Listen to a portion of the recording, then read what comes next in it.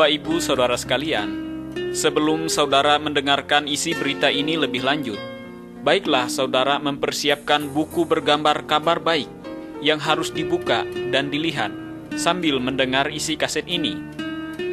Kalau saudara mendengar bunyi musik, silahkan membuka buku bergambar milik saudara ke halaman berikutnya. Selamat mendengarkan sambil melihat gambar.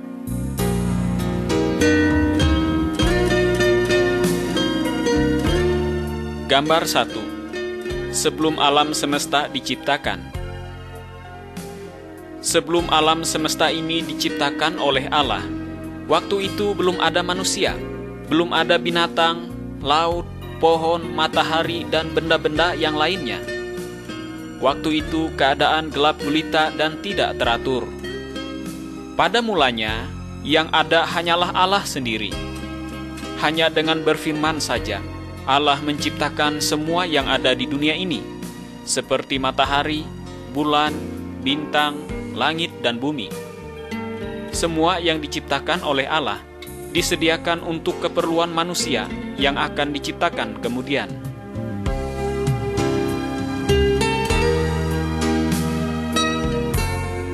Gambar 2. Firman Allah. Buku yang ada dalam gambar ini disebut Alkitab. Kabar yang kami sampaikan di sini semuanya diambil dari Alkitab. Melalui Alkitab, Allah berbicara kepada kita. Alkitab menjelaskan tentang Allah dan perintah-perintah Allah. Allah sangat mengasihi manusia. Alkitab menunjukkan bagaimana caranya supaya manusia dapat selamat atau lepas dari hukuman dosa.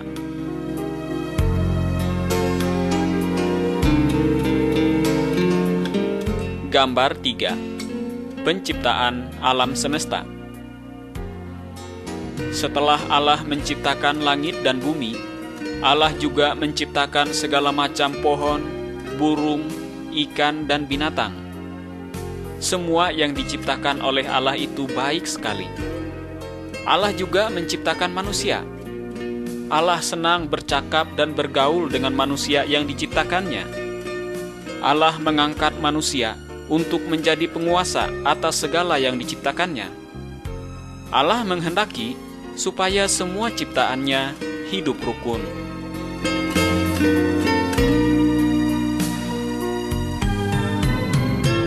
Gambar 4. Adam dan Hawa. Laki-laki yang pertama diciptakan oleh Allah namanya Adam, dan perempuan yang pertama namanya Hawa. Adam dan Hawa hidup berbahagia di sebuah kebun yang namanya Kebun Eden. Allah berkata kepada Adam, "Buah dari semua pohon yang ada dalam kebun ini boleh kamu makan. Tetapi buah dari satu pohon yang ada di tengah kebun ini jangan kamu makan. Jika engkau melanggar perintah ini, maka engkau akan dihukum." Tetapi setan datang menipu Adam dan Hawa, sehingga Adam dan Hawa memakan buah yang dilarang itu. Adam dan Hawa melanggar perintah Allah. Mereka sudah berbuat dosa, sehingga Allah menghukum mereka. Kemudian Allah mengusir Adam dan Hawa keluar dari Taman Eden. Walaupun demikian, Allah masih tetap mengasihi mereka. Allah berjanji akan mengutus seorang juru selamat yang dapat menghapuskan dosa mereka.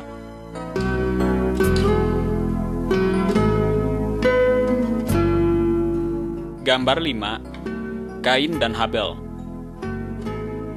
Adam dan Hawa tadi sudah jatuh ke dalam dosa. Semua manusia, keturunan Adam dan Hawa juga, semuanya sudah jatuh ke dalam dosa. Orang yang memegang kayu pemukul ini namanya Kain. Kain adalah anak Adam. Tetapi Kain benci sekali kepada adiknya Habel. Kain memukul Habel sampai mati. Kain sudah berbuat dosa. Saudara dan saya juga pernah berbuat dosa, cuma kita malu untuk mengakuinya. Kita sering berdusta, berjudi, berzina, menyembah berhala, dan berbuat jahat yang lain. Tuhan benci terhadap semua dosa itu.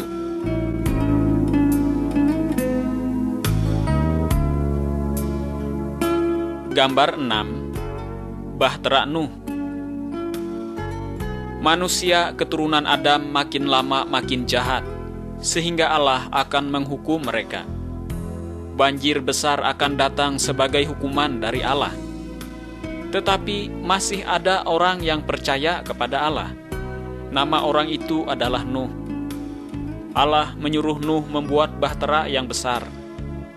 Setelah bahtera itu selesai, Nuh dan keluarganya masuk ke dalam bahtera itu. Nuh juga berusaha menyadarkan orang lain supaya bertobat, tetapi mereka tidak mau percaya kalau Allah akan menghukum mereka.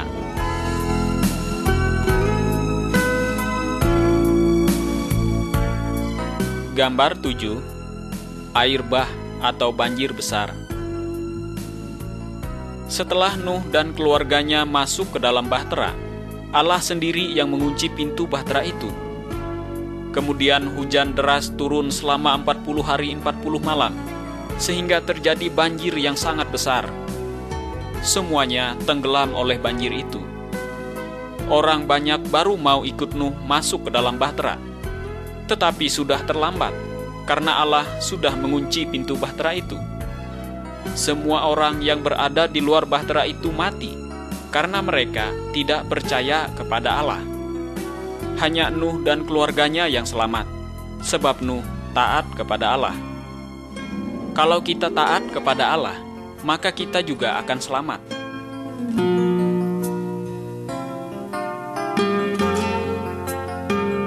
Gambar 8. Abraham, Sarah, dan Ishak. Abraham adalah seorang dari keturunan Nuh. Abraham percaya kepada Allah. Allah berjanji kepada Abraham dan Sarah, istrinya yang mandul itu, bahwa mereka akan mempunyai anak. Setelah mereka tua sekali, barulah Abraham dan Sarah mendapat seorang anak laki-laki. Anak itu diberi nama Ishak. Allah berjanji bahwa melalui keturunan Ishak nanti akan datang seorang juru selamat. Penyelamat itu akan menghapuskan dosa manusia, yaitu dosa saudara dan dosa saya juga.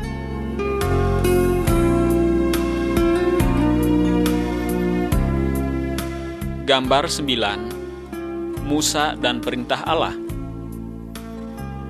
Musa adalah seorang keturunan dari Abraham. Musa percaya kepada Allah. Suatu hari, Allah menyuruh Musa naik ke atas gunung Sinai. Di atas gunung itu, Allah memberikan perintah-perintahnya kepada Musa. Pada gambar ini kita melihat Musa sudah turun dari atas gunung, sambil membawa perintah Allah di tangannya.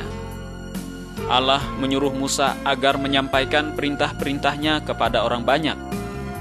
Allah mau supaya semua orang taat kepada perintahnya itu.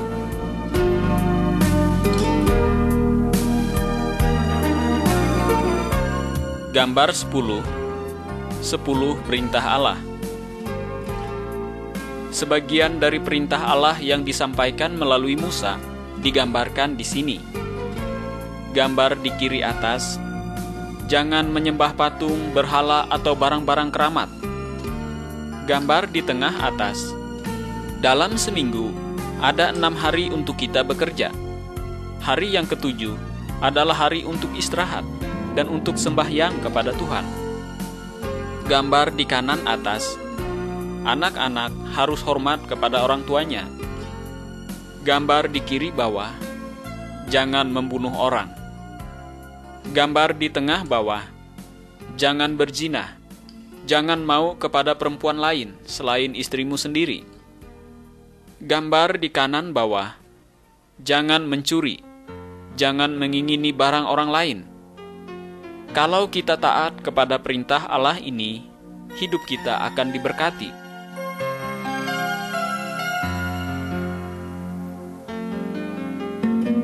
Gambar 11. Korban penghapus dosa. Pada zaman Abraham dan Musa dulu, kalau ada orang berbuat dosa, maka Allah menyuruh ia untuk menyembelih domba. Orang itu mengorbankan domba sebagai tanda ia sudah menyesali dosanya. Sekarang kita tidak perlu lagi menyembelih domba atau binatang yang lain sebagai tanda penghapus dosa kita, karena Allah sudah menjelma menjadi manusia, yaitu Yesus. Dan Yesus sudah mati untuk menggantikan hukuman dosa kita. Yesus dicambuk, bahkan sampai mati dibunuh. Tetapi pada hari yang ketiga, Ia hidup kembali. Seharusnya kitalah yang harus menanggung hukuman itu, karena kita sudah banyak berbuat dosa. Tetapi karena Allah sangat mengasihi kita, sehingga hukuman itu diambilnya dan ditanggungnya sendiri, supaya kita yang percaya kepadanya tidak mati binasa, tetapi memperoleh hidup yang kekal. Kalau kita mengaku dosa kita dan percaya kepada Yesus, maka segala dosa kita akan diampuni oleh Yesus.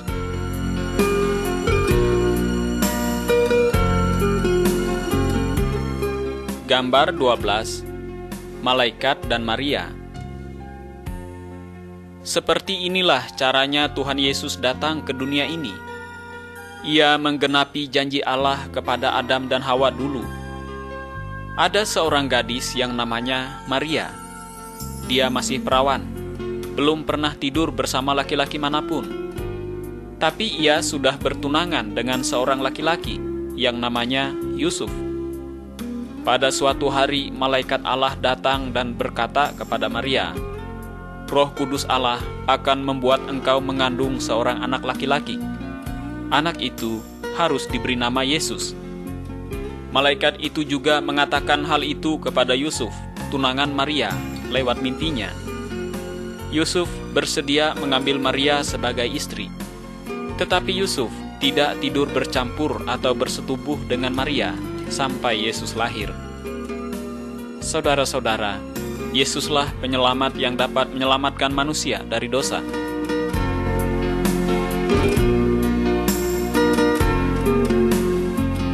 Gambar 13. Kelahiran Tuhan Yesus. Kira-kira 9 bulan sesudah itu, suatu malam, Maria melahirkan seorang bayi laki-laki. Pada malam itu juga, malaikat Allah datang kepada sekelompok gembala yang sedang menjaga kambing domba mereka. Para malaikat itu berkata, "Pada malam ini, Juru Selamat yang dijanjikan oleh Allah sudah lahir. Namanya Yesus." Sesudah mendengar itu, para gembala itu segera pergi mencari Yesus untuk menyembah Dia. Yesuslah yang dapat menghapuskan segala dosa saudara.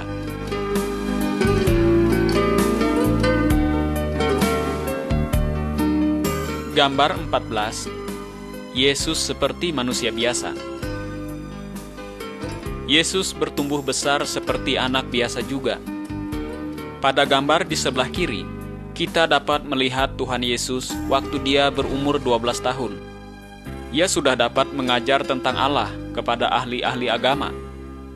Yesus mengetahui segala sesuatu, sebab Ia adalah Allah. Pada gambar di sebelah kanan, kita melihat Tuhan Yesus sudah berumur 30 tahun. Ia sedang mengajar orang banyak. Ada orang yang mau percaya, tetapi ada juga yang tidak mau percaya kepada Tuhan Yesus. Tetapi Allah mengatakan bahwa Yesus itu adalah Allah sendiri. Allah mau supaya kita semua taat kepada ajaran Tuhan Yesus.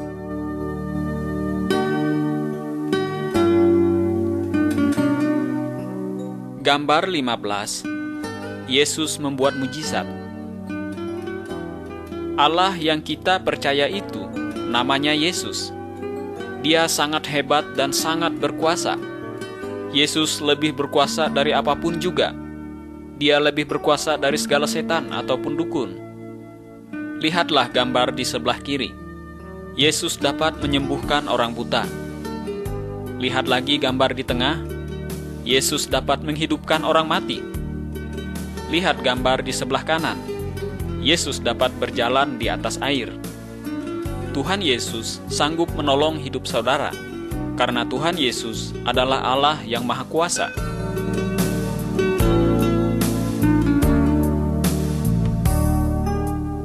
Gambar 16. Yesus disiksa. Yesus selalu berbuat baik dan tidak pernah berbuat dosa. Yesus mengajarkan tentang Allah, dan Ia mau supaya setiap orang taat kepada Allah. Tuhan Yesus menerangkan kepada orang banyak bahwa manusia itu sudah berdosa. Tetapi mereka malah marah, kemudian mereka menangkap Tuhan Yesus.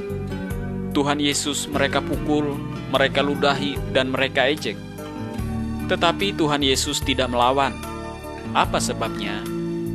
Karena Tuhan Yesus rela menderita seperti itu dengan maksud untuk menanggung segala hukuman dosa kita manusia, supaya kita dibebaskan dari hukuman neraka.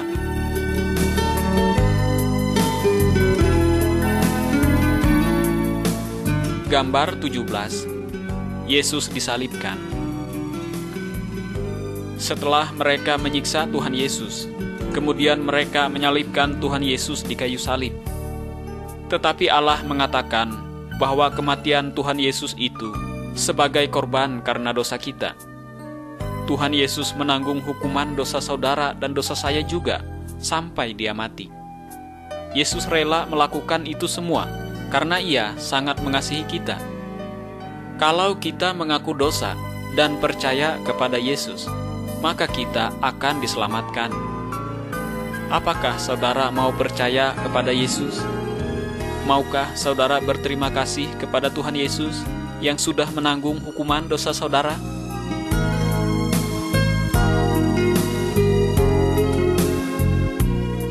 Gambar 18. Kebangkitan Tuhan Yesus. Setelah Tuhan Yesus mati disalibkan, kemudian seorang teman Tuhan Yesus menguburkan tubuh Tuhan Yesus. Yesus dikubur di dalam sebuah kubur pada bukit batu. Kemudian pintu kubur itu ditutup dengan batu yang besar. 3 hari sesudah itu, Maria dan teman-temannya datang ke kubur itu. Tetapi Tuhan Yesus sudah tidak ada lagi. Yang ada hanya malaikat. Malaikat itu berkata, "Tuhan Yesus tidak ada di sini. Yesus sudah hidup kembali." Sampai sekarang ini, Tuhan Yesus tetap hidup. Kalau kita berdoa kepadanya, Tuhan Yesus mendengar doa kita, dan Ia selalu memperhatikan hidup kita.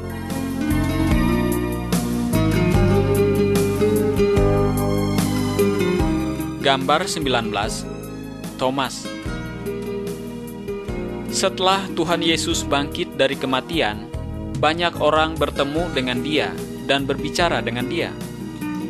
Seorang muridnya yang bernama Thomas tidak ada pada waktu Tuhan Yesus menampakkan diri, sehingga Thomas tidak percaya bahwa Yesus sudah hidup kembali. Thomas berkata, "Sebelum aku melihat luka bekas paku pada tangannya, aku tidak percaya bahwa Ia sudah bangkit." Kemudian Tuhan Yesus datang kepada Thomas dan memperlihatkan bekas lukanya. Baru Thomas percaya bahwa Yesus sudah bangkit kembali, karena ia sudah melihat. Tetapi Tuhan Yesus mau supaya kita percaya kepadanya, walaupun kita belum pernah melihat Dia dengan mata kita sendiri. Karena ada saatnya nanti kita akan bertemu langsung dengan Tuhan Yesus.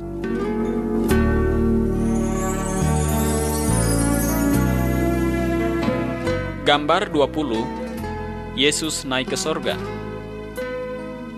Sesudah Tuhan Yesus bangkit, 40 hari kemudian, Ia mengajak murid-muridnya ke sebuah bukit. Di sana Tuhan Yesus berkata kepada mereka, "Sekarang aku akan naik ke sorga. Setelah aku pergi, kamu harus memberitakan tentang aku kepada semua orang. Jelaskanlah bahwa aku pernah disalibkan untuk menanggung hukuman dosa mereka. Dan setiap orang yang percaya kepadaku, dosanya diampuni.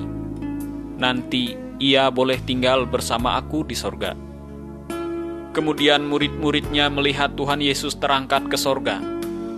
Lalu tiba-tiba 2 malaikat datang dan berkata kepada murid-murid Tuhan Yesus, "Pada suatu hari nanti, Tuhan Yesus akan datang kembali.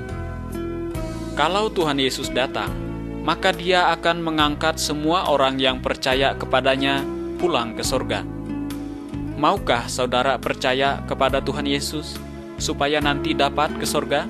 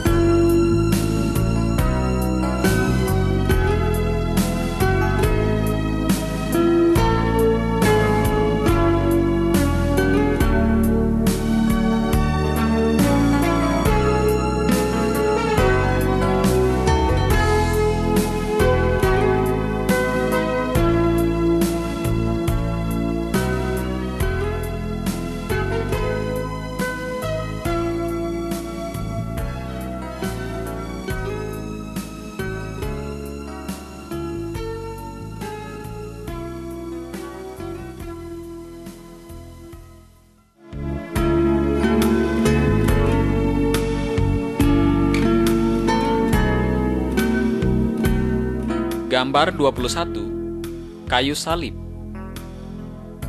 Kayu salib mengingatkan kita akan kasih Tuhan Yesus. Tuhan Yesus tidak berdosa. Tapi walaupun demikian, Ia rela disiksa dan mati di salib untuk menanggung hukuman dosa kita, yaitu dosa saudara dan dosa saya juga. Setelah mati, Tuhan Yesus bangkit kembali dan tinggal di sorga. Sekarang ini Ia selalu bersedia menolong orang yang percaya kepadanya. Kalau kita mengaku dosa kita dan percaya kepada Tuhan Yesus, maka dosa kita dihapuskan. Nanti kita boleh tinggal bersama Allah di sorga.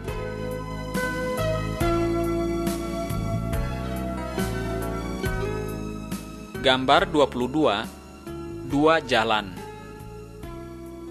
Tuhan Yesus mengatakan bahwa ada dua jalan, yaitu jalan yang lebar dan jalan yang sempit. Setiap orang, sejak dia lahir, sudah ada di jalan yang lebar. Jalan yang lebar ini menuju hukuman dalam neraka yang tidak bisa padam. Tapi kalau orang percaya kepada Tuhan Yesus dan taat kepada perintahnya, maka ia berpindah dari jalan yang lebar ke jalan yang sempit. Jalan yang sempit ini menuju hidup bersama Allah di sorga. Maukah saudara percaya kepada Tuhan Yesus dan berjalan di jalan yang sempit? Kalau saudara mau, katakanlah kepada Tuhan Yesus seperti ini: Tuhan Yesus, saya mengaku bahwa saya berdosa. Saya percaya bahwa Tuhan Yesus mati di salib untuk menanggung hukuman dosa-dosa saya. Tuhan, ampunilah saya dan ubahlah hidup saya. Saya mau tinggal bersama Allah di surga. Terima kasih Tuhan Yesus. Amin. Kalau saudara sungguh-sungguh berkata demikian kepada Tuhan Yesus, Dia mengangkat saudara sebagai anak Allah, dan Allah menjadi Bapa saudara.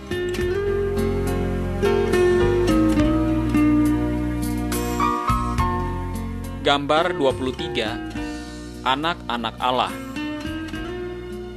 Orang yang percaya bahwa Tuhan Yesus mati untuk menanggung hukuman dosanya, maka dosa orang itu diampuni. Tuhan Yesus akan mengubah hidupnya menjadi lebih baik. Orang yang sudah mengalami hal inilah yang sebenarnya disebut orang yang sudah percaya. Dia dapat memanggil Allah itu sebagai Bapa, dan ia disebut sebagai anak Allah. Allah mengasihi semua orang dari berbagai macam suku dan berbagai macam bangsa. Pada gambar ini, kita melihat Tuhan Yesus sedang menyambut semua orang yang percaya kepadanya. Allah mau supaya saudara dan saya juga percaya kepada Tuhan Yesus dan menjadi anak-anak Allah.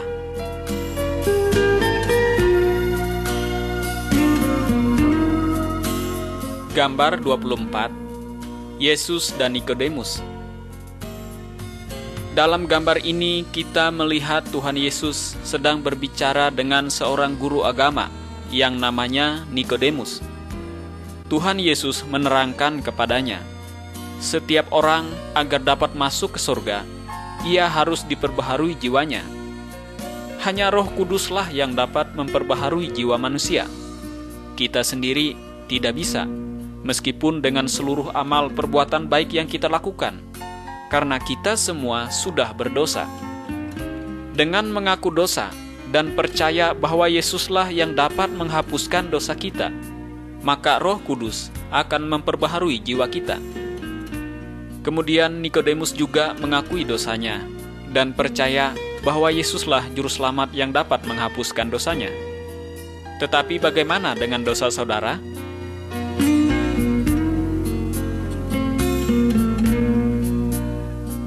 Gambar 25.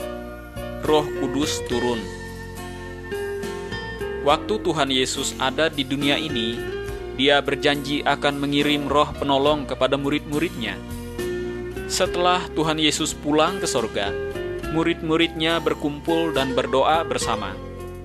Tiba-tiba Roh Kudus turun dan berdiam di dalam mereka. Roh Kudus memberi kuasa kepada mereka untuk melakukan perintah Tuhan Yesus. Roh Kudus sebagai penolong dan penghibur bagi mereka. Roh Kudus menolong mereka untuk mengerti firman Allah. Roh Kudus berdiam dalam setiap orang yang berserah diri kepada Tuhan Yesus.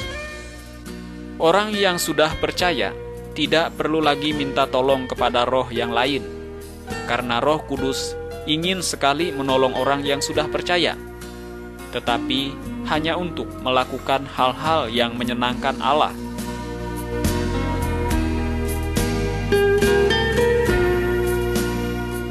Gambar 26. Berjalan di dalam terang. Orang yang tidak percaya kepada Tuhan Yesus sama dengan orang yang berjalan di dalam gelap. Mereka seringkali tersesat dan terjatuh karena tidak ada lampunya. Mereka memerlukan seseorang yang dapat menunjukkan jalan yang benar dan jalan yang salah. Orang yang percaya kepada Tuhan Yesus sama dengan orang yang berjalan di dalam terang. Dia tidak akan terjatuh ataupun tersesat, karena Roh Kudus sebagai penunjuk jalan bagi orang itu. Roh Kudus akan menerangi jalan kita dengan firman Allah.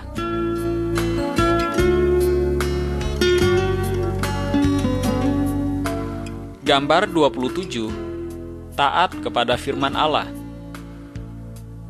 Orang yang sudah percaya adalah milik Tuhan Yesus. Karena itu, hidupnya haruslah menyenangkan hati Tuhan. Ia harus taat kepada perintah Tuhan Yesus dan setia dalam sembahyang.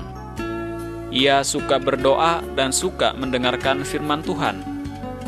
Alkitab mengatakan bahwa orang yang sudah percaya tidak boleh berzina, berkelahi, mencuri, menyembah berhala atau roh orang mati. Dia harus bergaul dengan baik dengan semua orang.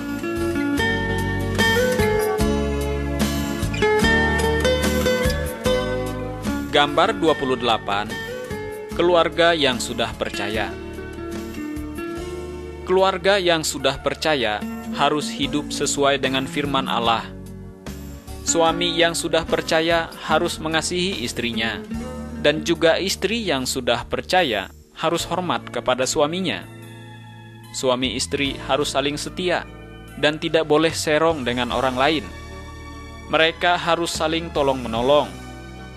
Mereka harus mengasuh anak-anak mereka dengan baik dan mengajarkan tentang Tuhan Yesus kepada anak-anak mereka.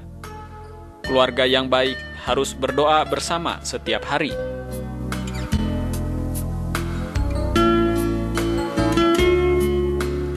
Gambar 29. Mengasihi orang lain. Allah menyuruh orang percaya supaya mengasihi semua orang, termasuk orang yang berbuat jahat kepadanya.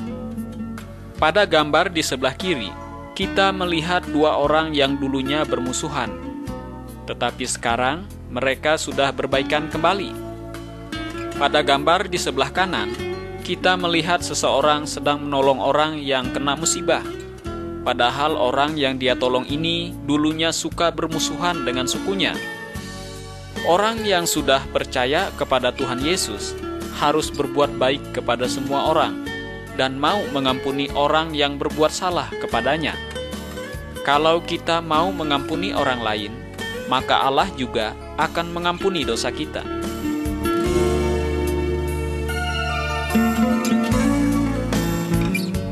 Gambar 30. Tuhan Yesus yang berkuasa. Dalam gambar ini dapat kita lihat dua orang yang sedang membakar patung, jimat, dan barang-barang keramat. Orang yang sudah percaya kepada Tuhan Yesus tidak boleh minta tolong kepada dukun, patung, jimat, barang keramat, ataupun kepada roh orang mati. Karena Tuhan Yesus jauh lebih berkuasa daripada semua itu. Kalau saudara sakit atau merasa takut, janganlah minta tolong kepada dukun, patung, jimat, ataupun roh orang mati. Minta tolonglah kepada Tuhan Yesus. Berdoalah kepadanya.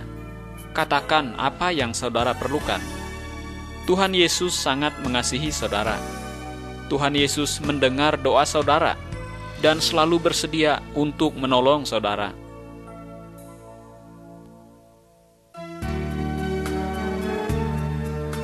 Gambar 31. Mengusir setan. Dalam gambar ini kita melihat seseorang yang dirasuk oleh setan. Semua tali dan rantai yang mengikat dia dapat dia putuskan, karena setan yang ada di dalam dia kuat sekali. Ketika Tuhan Yesus datang, Yesus mengusir setan dari orang itu. Orang itu menjadi sembuh.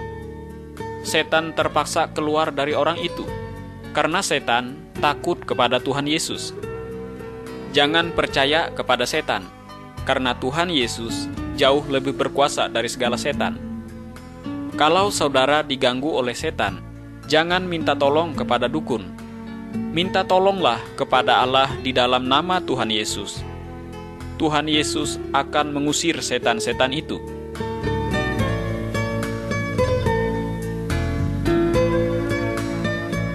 Gambar 32. Ikut Tuhan Yesus.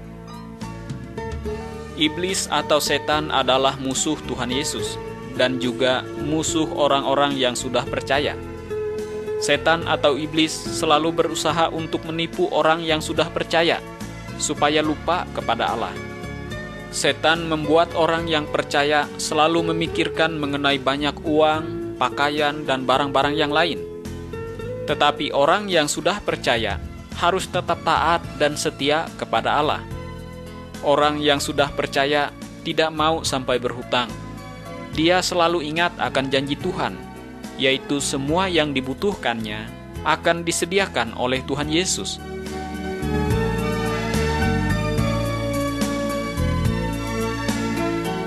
Gambar 33. Kalau orang percaya berdosa lagi. Dalam gambar ini, kita melihat seorang anak laki-laki yang sudah banyak berbuat dosa. Ia menghamburkan uang yang diperolehnya dari bapaknya. Ia pergi berzina, berjudi, berfoya-foya sekehendak hatinya. Setelah uangnya habis dan teman-temannya juga meninggalkan dia, barulah ia menyesal. Ia mengambil keputusan untuk kembali lagi kepada bapaknya dan meminta ampun. Karena bapaknya masih mengasihi dia, ia diampuni dan diterima kembali. Saudara-saudara, kalau kita juga berbuat dosa, kita juga harus menyesal dan bertobat. Kita harus mengaku dosa kita kepada Tuhan Yesus. Tuhan Yesus masih mengasihi kita. Tuhan Yesus pasti mengampuni dosa kita. Firman Tuhan berjanji, kalau kita mengaku dosa kita, maka Tuhan juga setia dan adil, sehingga Ia akan mengampuni segala dosa kita dan menyucikan segala kejahatan kita.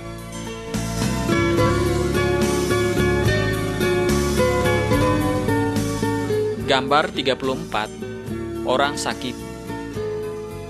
Semua orang, baik yang sudah percaya maupun yang belum percaya, semuanya bisa sakit. Dalam gambar ini, kita melihat seseorang yang sedang terbaring karena sakit. Orang bisa sakit karena ia makan makanan yang tidak baik, karena minum air yang kotor, dan karena tidak memelihara tubuhnya.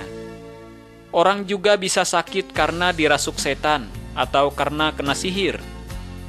Kalau orang yang sudah percaya sakit, apa yang harus dilakukannya? Berdoalah kepada Tuhan Yesus. Tuhan Yesus pasti mendengar doa saudara. Tuhan Yesus berkuasa untuk menyembuhkan segala macam penyakit. Kalau ada dokter atau rumah sakit, boleh juga kita berobat ke sana. Tuhan Yesus juga dapat memakai obat-obatan tersebut untuk menyembuhkan saudara. Tetapi jangan pergi ke dukun. Minta tolonglah kepada Tuhan Yesus. Tuhan Yesus lebih berkuasa dari segala setan ataupun dukun-dukun.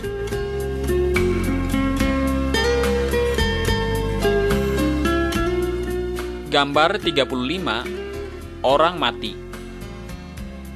Kalau orang yang sudah percaya kepada Tuhan Yesus, kalau ia mati, maka tubuhnya dikuburkan, tetapi jiwanya akan ke sorga, karena dosanya sudah dihapuskan oleh Tuhan Yesus. Jika seseorang yang belum percaya kepada Tuhan Yesus, kalau dia mati, tubuhnya juga dikubur, tetapi jiwanya akan dihukum di dalam neraka, karena ia masih berdosa. Bagaimana jika sekarang saudara mati? Apakah jiwa saudara sudah dibersihkan dari segala dosa supaya dapat ke surga?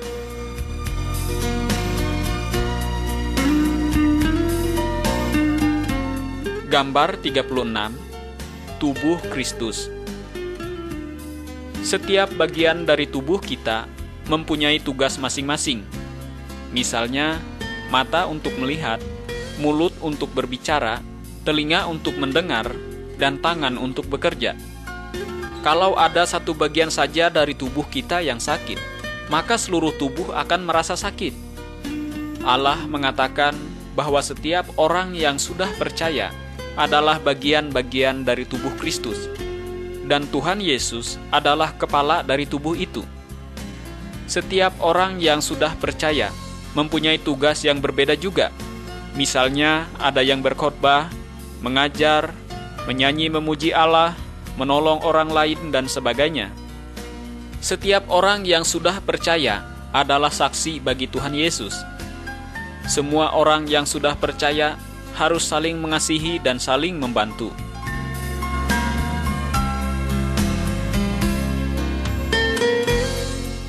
Gambar 37. Berkumpul untuk sembahyang. Allah memerintahkan agar setiap minggu kita harus menyediakan waktu untuk sembahyang kepada Tuhan. Semua orang yang sudah percaya harus berkumpul bersama untuk berdoa, memuji Allah, dan mendengarkan ajaran firman Tuhan. Satu orang yang sungguh-sungguh percaya bisa mengajar dari firman Allah. Orang yang sudah percaya harus selalu memperingati hari kematian dan hari kebangkitan Tuhan Yesus sampai Ia datang kembali.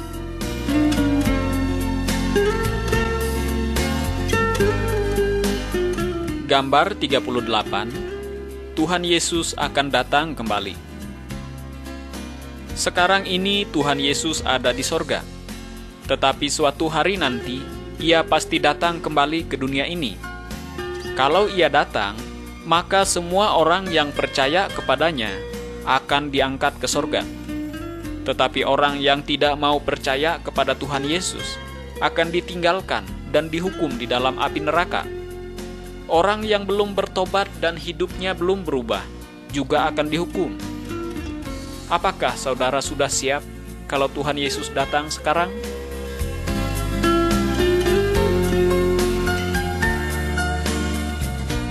Gambar 39. Menghasilkan buah. Dari pohonnya kita mengharapkan muncul buah. Dahan yang tidak berbuah akan dipotong dan dibakar dalam api. Tuhan Yesus mengumpamakan dirinya sebagai batang pohon, dan semua orang yang percaya kepadanya sebagai dahan-dahannya. Dari orang yang sudah percaya, Tuhan Yesus mengharapkan muncul buah-buah yang baik.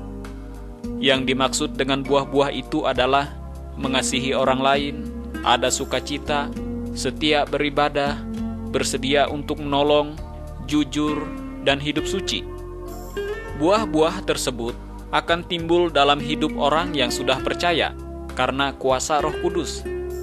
Hidup orang yang sudah percaya kepada Tuhan Yesus harus lebih baik daripada hidupnya yang dulu.